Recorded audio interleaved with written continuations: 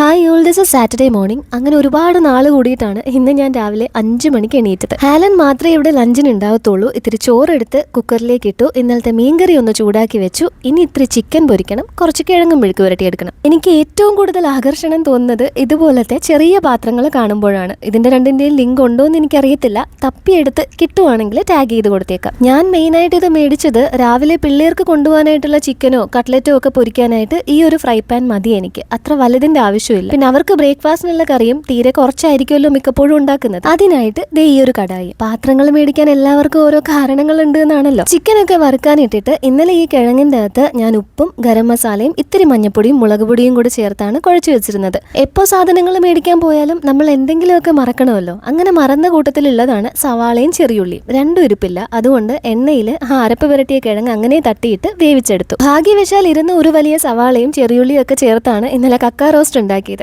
ഇതെല്ലാം റെഡിയാക്കി കഴിഞ്ഞിട്ടാണ് ഞാൻ കോഫി കുടിച്ചത്. അപ്പോൾ ഇതുവരെ ഇന്നെന്താ ഞാൻ നേരത്തെ എണീറ്റതെന്ന് പറഞ്ഞില്ല. ഇന്ന് 7:45 ട്രെയിനിന് ഞാൻ ട്രിവാൻഡ്രത്തേക്ക് പോവുകയാണ്. ഞങ്ങളുടെ കാര്യവട്ടം കോളേജിലെ BEd കോളേജിലെ റീയൂണിയൻ ആണ് ഇന്ന്. റീയൂണിയൻ കമ്മിറ്റിയിലെ ഒരു അംഗവും ട്രഷററുമാണ് ഞാൻ. അപ്പൊ നമ്മൾ ആദ്യം പോകണമല്ലോ. 6 o'clock ആയപ്പോഴേക്ക് കോഫി കുടിച്ചിട്ട് ആലൻ ഇറങ്ങി. ഈ ഇരിക്കുന്നത് ഞാനും മിനിയാന്റെയും കൂടെ ഇന്നലെ പോയി എടുത്ത സാരികളാണ്. 12 ടീച്ചർമാരും സുഖുചേട്ടനും പിന്നെ ഒരു സാറും ഉണ്ട്. ഇവർക്ക് എല്ലാവർക്കും ആയിട്ടുള്ള ഓണസമ്മാനം. എന്റെ ശക്തി മുഴുവൻ എടുത്ത് സാരി ഒടിയാതെ മടങ്ങാതെ ഞാൻ ക്യാരി ബാഗിലാക്കി. അരി അടച്ചിട്ട് കഴിഞ്ഞപ്പോഴേക്ക് ലൂയിസ് എത്തി. ട്രെയിനിന് സമയമായിട്ടുണ്ടായിരുന്നു. അത്യാവശ്യം ഹെവിയാണ് ബാഗ്. ഞാൻ തൂക്കിയാല് വളഞ്ഞു പോകും. അത് ട്രെയിനിൽ വെക്കുന്നവരെ അവൻ തന്നെ തൂക്കി. എനിക്ക് വിൻഡോ സീറ്റ് കിട്ടിയില്ല. അതുകൊണ്ട് വിഷ്വൽസ് ഒന്നും എടുക്കാൻ പറ്റിയില്ല.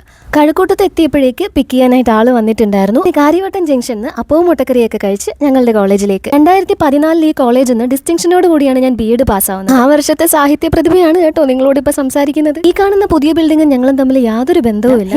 ഇതായിരുന്നു ഞങ്ങളുടെ ലോകം. ഇവിടെ ഒരു പ്യൂരിഫയർ ഉണ്ടായിരുന്നു. അവിടുന്ന് 2 ലിറ്ററിന്റെ കുപ്പിയിൽ വെള്ളം എടുത്തിട്ട് പോയിട്ടാണ് ഞാൻ തല നനച്ചുകൊണ്ടിരുന്നത് ഹോസ്റ്റലിൽ വെച്ച്. ഇതാണ് ഞങ്ങളുടെ സുഖുചേട്ടൻ. ഓജസ്സും തേജസ്സും ഉള്ള ഞങ്ങളുടെ ഗംഗ. ഈ വരുന്നത് ഷിനുചേട്ടൻ. അസീമും ജസ്റ്റിനും ഞാനും ഷിനുചേട്ടനും നസിയയും ഒക്കെ കമ്മിറ്റിയിലുള്ളത് കൊണ്ട് ഞങ്ങൾ ആദ്യം എത്തിയിരുന്നു. ഇത് ഷാൻ ചേട്ടൻ. ചാനൽ കണ്ടിട്ട് ഞാൻ ജാടയാണ്, അഹങ്കാരിയാണ് എന്നൊക്കെയുള്ള കമന്റുകളുടെ കാര്യം പറഞ്ഞപ്പോൾ ഷാൻ ചേട്ടൻ പറഞ്ഞത് എനിക്ക് അന്നും ഇന്നും ലയോണയ്ക്ക് ജാടയുണ്ടെന്ന് തോന്നിയിട്ടില്ലെന്ന്. ഒരു ഗ്ലാസ് പാല് കുടിച്ച സുഖം ഉണ്ടായിരുന്നു അത് കേട്ടപ്പോൾ. ഈശ്വര പ്രാർത്ഥന കഴിഞ്ഞ് ഞങ്ങൾ എല്ലാവരും കുറെ ഫോട്ടോസ് എടുത്തു. ഒരുപാട് ഡിസ്റ്റിങ്ഷൻസും റാങ്ക് ഹോൾഡേഴ്സും വരെയുള്ള ബാച്ചായിരുന്നു ഞങ്ങളുടേത്.